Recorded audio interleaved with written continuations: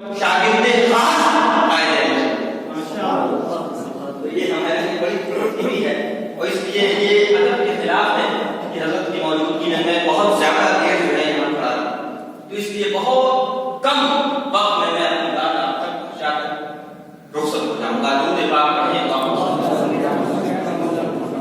کلام مقدس کی جس آیت کریمہ کی تلاوت کا شرف میں نے حاصل کیا، یہ سورہ بقرہ کی آیت ہے، جہاں حضور علیہ السلام نے فریضہ نبوت کو اللہ تبارک و تعالیٰ نے اس کی 5 اقسام بیان کی، فریضہ نبوت کی 5 اقسام کو بیان کیا، یتلو علیکم آیات ویزکیکم ویعلمکم الکتاب، یہ آپ کو کتاب سکھاتے ہیں، والحکمہ، پھر یہ آپ کو حکمت سکھاتے ہیں، ویعلمکم ما لم تکونوا تعلمون، اور یہ وہ علم میں عطا کرتے ہیں جو ہرگز تم نہیں حاصل کرتے، وہ غیب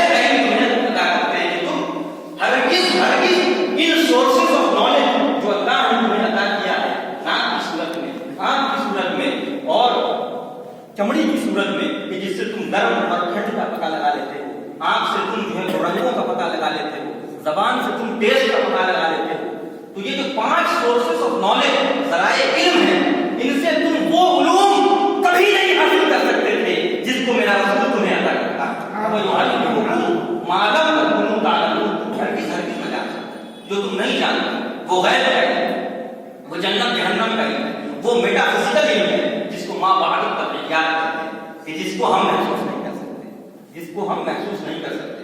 اسی وجہ سے کہ دنیاوی علوم میں، فلسفے کے کئی شاخیں ہیں، اس کے اندر اسپیشلائزیشن، فلسفے کے اندر ہی منطق ہے، فلسفے کے اندر ہی ایسٹھیٹک ہے، فلسفے کے اندر ہی جو ہے وہ ایپسٹیمولوجی ہے، فلسفے کے اندر ہی میٹا فزکس ہے۔ تو جو ایپسٹیمولوجی ہے، جو یونیورسٹیز میں، کالجز میں پڑھائی جاتی ہے، ایپسٹیمولوجی یعنی کہ تھیوریز آف نالج، کہ وہ علوم پہ بحث کرتے ہیں کہ علوم کے ذرائع کیا ہے، علوم کی حقیقت کیا ہے۔ تو جب وہ ذرائع علم پہ بات کرتے ہیں کہ آخر انسان کو علم کہاں سے آتا ہے، تو وہ ان کی ہر صرف 5 سورسز آف نالج پہ جا کر ہو جاتی ہے۔ وہ کہتے ہیں کہ بس علم جو ہے انسان کو صرف 5 ذریعے سے حاصل ہوتا ہے، کہ ہم دیکھ کے علم حاصل کریں، رنگوں کا علم، لال ہے کہ کالا ہے، چھو کے حاصل کر لیتے ہیں، اسکن سے، گرم ہے یا ٹھنڈا ہے۔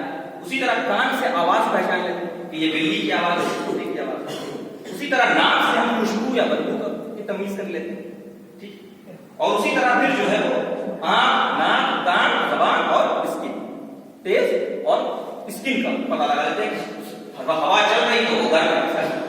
تو یہاں پہ آگے جو ویسٹرن ایپسٹیمولوجی ہے وہ ختم ہو جاتی ہے، وہ اپنی حدوں کو چھو لیتی ہے، اس کے بعد وہ جواب ہو جاتا ہے کہ ابھی اس کے آگے ہمیں نہیں پتا۔ وہیں سے حضور علیہ السلام ہمیں نئے ذرائع علم عطا کرتے ہیں کہ یہ دنیا داروں کا ذرائع علم ہے کہ وہ صرف 5 ان کی حد ہے، لیکن جنت اور جہنم کا علم وہ تو ہم نہ دیکھ سکتے ہیں، نہ چھو سکتے ہیں، نہ چکھ سکتے ہیں، نہ محسوس کر سکتے ہیں، تو آخر اس کا علم کیسے آئے، اس کا علم کیسے آئے؟ فرشتوں کو ہم نہ دیکھ سکتے ہیں، نہ چھو سکتے، تو آخر فرشتوں کا علم کیسے آئے؟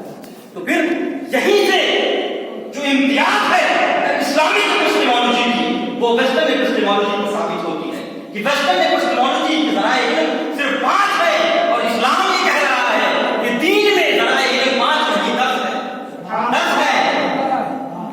یہ فوقیت ہے اسلامک ایپسٹیمولوجی پہ کہ آج ملینز آف ڈالرز خرچ کرنے کے بعد اور ملینز آف ڈالرز کے ریسرچ کے بعد آپ ایپسٹیمولوجیکل ریسرچ کو جہاں تک پہنچایا آپ نے، آپ یہیں رک گئے کہ بس 5 ہی ہیں۔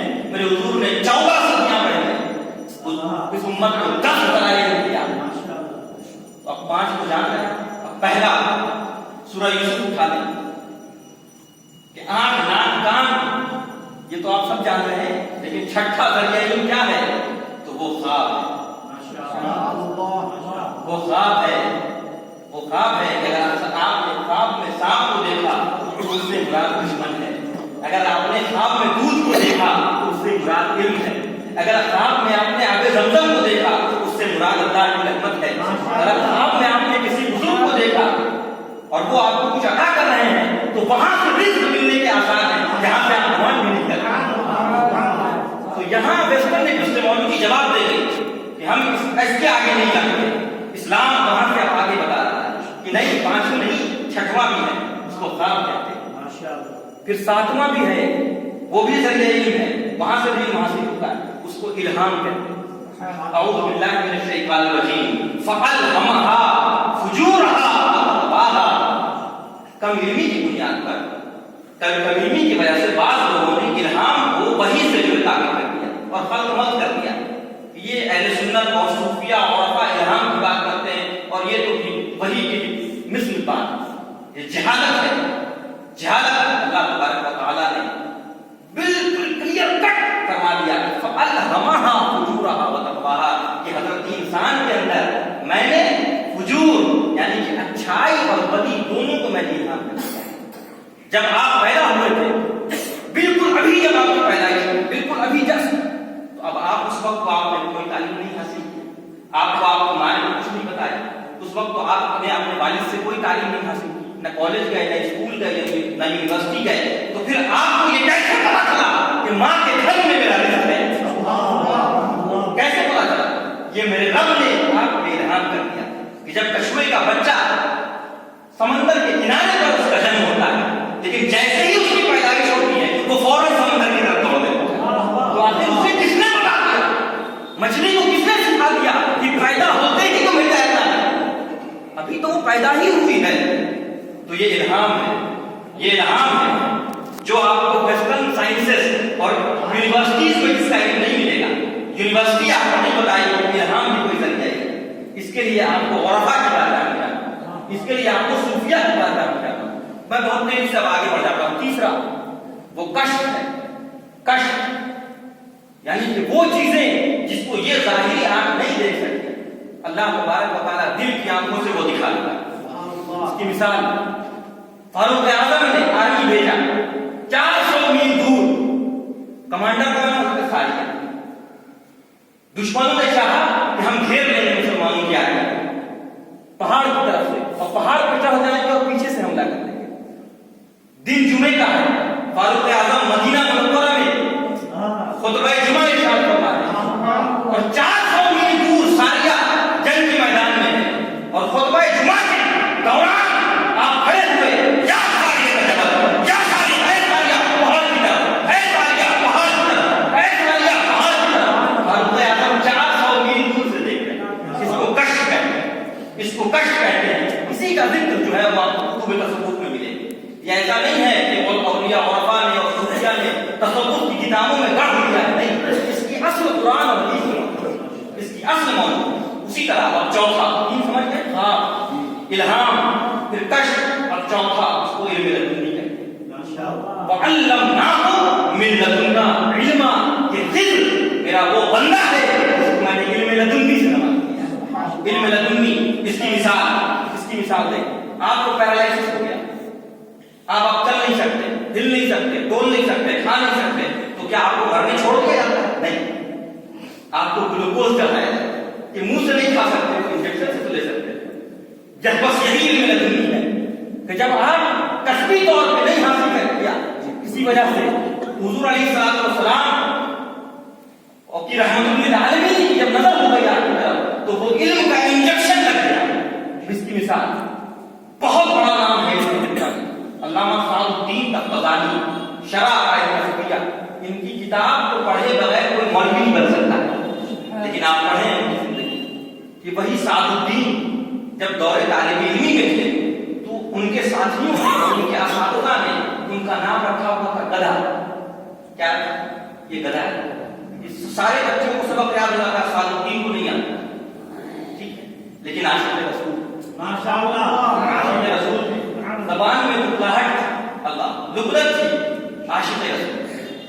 آپ ایک مرتبہ حدیث رسول کو کھول کے رات کے اندھیری میں کھول کر کے آپ آنسو بہائے اور اللہ تبارک و تعالیٰ سے یہ فریاد رس ہے کہ باری تعالیٰ مجھے یہ سمجھ نہیں آتا، اصول حدیث، یہ منطق، یہ فلسفہ یہ میرے ذہن میں نہیں اترتا، تو دروازہ سے جو ہے وہ دستک۔ تو آپ نے فرمایا کہ جو بھی ہے میں نہیں جانتا، لیکن میں اس وقت بڑی تکلیف میں مبتلا ہوں، آپ چلے جائیں۔ تو باہر سے آواز آئی، صاحب الدین میں محمد رسول اللہ صلی اللہ علیہ وسلم۔ حضور علیہ السلام آئے، صاحب الدین کو گلے سے لگایا اور